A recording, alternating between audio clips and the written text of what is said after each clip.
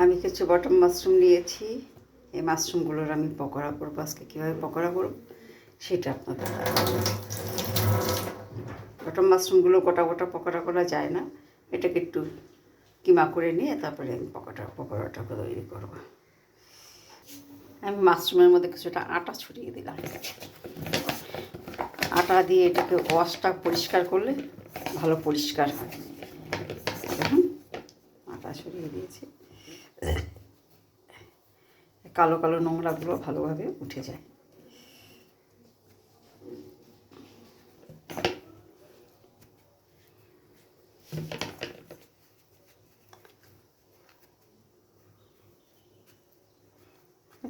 কি সুন্দর পরিষ্কার হয়ে যাচ্ছে।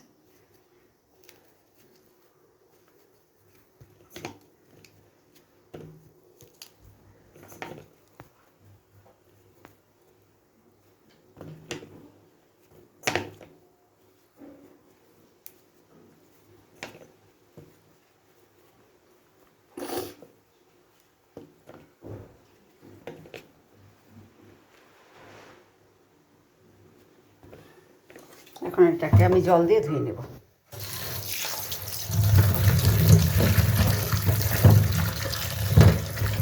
খুব ভালো, এটাও এইভাবে ওয়াশ করা যায় খুব ভালোভাবে। এখন কত সুন্দর পরিষ্কার হয়ে গেছে, কালো কালো ছিল।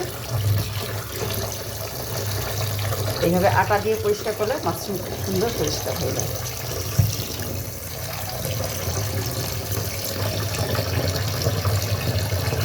সুন্দর পরিষ্কার হয়ে গেছে। এইভাবে আমি বটম মাশরুমগুলোকে পরিষ্কার করে নিই। মাশরুমগুলো যে আমি আটা দিয়ে পরিষ্কার করে নিয়েছি, দেখুন কত সুন্দর পরিষ্কার হয়ে গেছে। ওইভাবে পরিষ্কার করবেন, বটম মাশরুমগুলো খুব ভালো পরিষ্কার হয়। কালো কালো ছিল, দেখুন কালো নিয়ে যায়। প্রতিটা মাশরুমই বেশ সুন্দর পরিষ্কার হয়ে গেছে। মাশরুমগুলো এরকম করে আমি টুকরো করে কেটে নিয়েছি।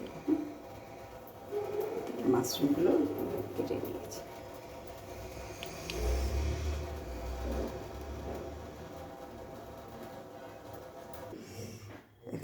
ধনে পাতা কুচি নিয়েছি, কাঁচা লঙ্কা কুচি, হলুদের গুঁড়ো 1 চামচের 4 ভাগের 1 ভাগ, লবণ স্বাদ অনুযায়ী লবণ নিয়েছি, পেঁয়াজ কুচি নিয়েছি, আদা কুচি, রসুন কুচি। আপনারা ইচ্ছা করলে এগুলো ছাড়াও আপনি শুধু মাশরুম দিয়েও করতে পারেন।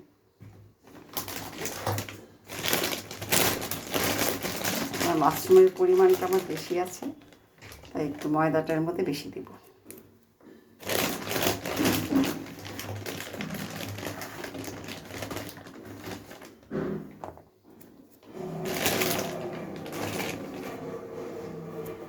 ময়দা নিলাম,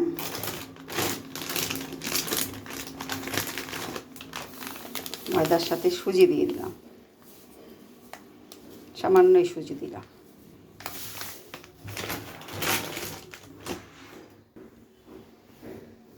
কর্নস্টার্চ দিলাম কিছুটা, 2 চামচের মতো দিলেই হয়ে যাবে। এখন এই ব্যাটারটা করে নেব। আপনারা ইচ্ছা করলে পেঁয়াজ, রসুন, আদা, ধনে পাতা ছাড়াও এরকম ব্যাটার করে মাশরুমটা দিয়ে করতে পারেন পকোড়া। এরকম একটা ব্যাটার করে নেবেন। এখন কড়াইতে তেল গরম করে গরম তেলটা এর মধ্যে দিয়ে দিতে হবে কিছুটা তেল, তাহলে সেটা খাস্তাটা ভালো হবে। আমি বেসন দিয়ে করি না, বেসনে গ্যাস হয়। আর যারা বেসন আপনারা খেতে পারেন তারা খাবেন।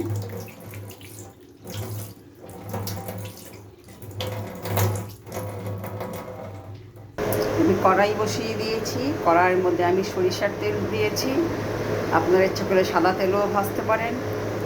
যার যেই তেলে, যে কোনো ভোজ্য তেল দিয়েই আপনারা যে কোনো পকোড়াই করতে পারেন। আমি আজ সরিষার তেল দিয়ে করছি। তেলটা আমি গরম হতে দিয়েছি। তেলটা গরম হলে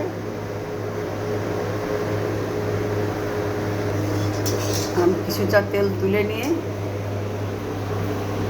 গরম তেলটা ব্যাটারের মধ্যে দিয়ে দিব।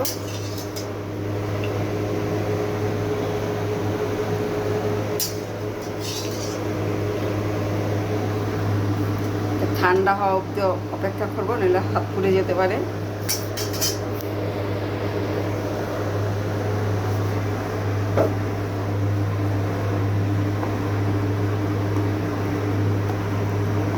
তেলটা দিয়ে এটাকে মেখে নেব, ব্যাটারটার সাথে মিশিয়ে নেব তেলটা। দেখুন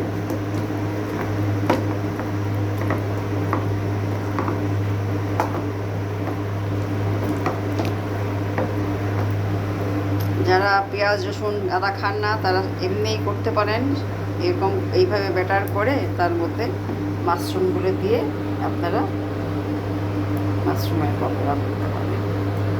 আমি এখন মাশরুমগুলো দিয়ে দিচ্ছি।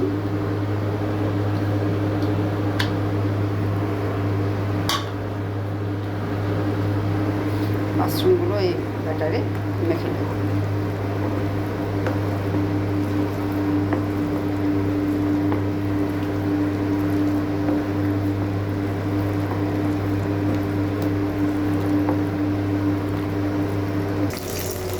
পকোড়াগুলো আমি তেলে দিয়েছি, একটা পিঠ হতে দিব, তারপর আমি উল্টে দেবো।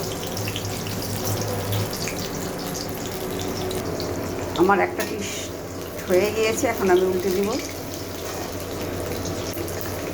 একটু লালচে করে ভাজতে হবে পকোড়াগুলো। অবশ্যই গ্যাসটাকে সিম করে দেবেন। তেলটা আগে ভালোভাবে গরম করে নিয়ে গ্যাসটা সিম করে পকোড়াটা ভাজবেন, তাহলে একটু খাস্তা হবে।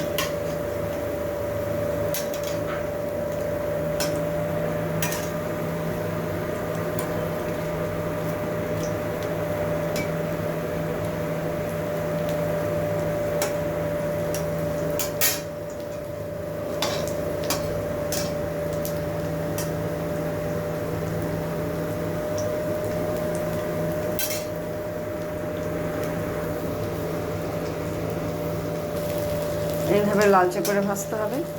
আমার বড়াগুলো ভাজা হয়ে গেছে, আমি এখন তুলে নেব।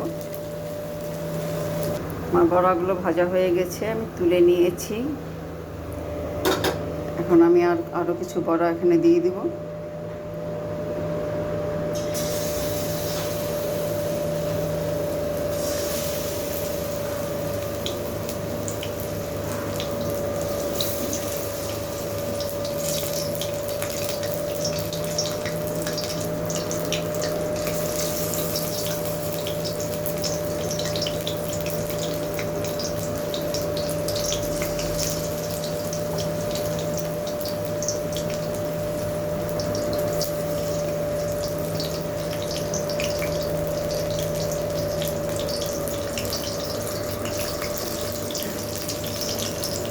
একইভাবে এই বড়াগুলোকে আমি ভেজে নিব।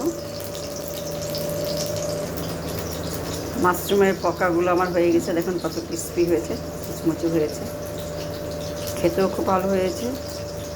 আপনারা এইভাবে মাশরুমের পকোড়া করবেন। আমার চ্যানেলটা যারা সাবস্ক্রাইব করেনি তারা সাবস্ক্রাইব করে নেবেন, লাইক শেয়ার ও কমেন্ট করবেন।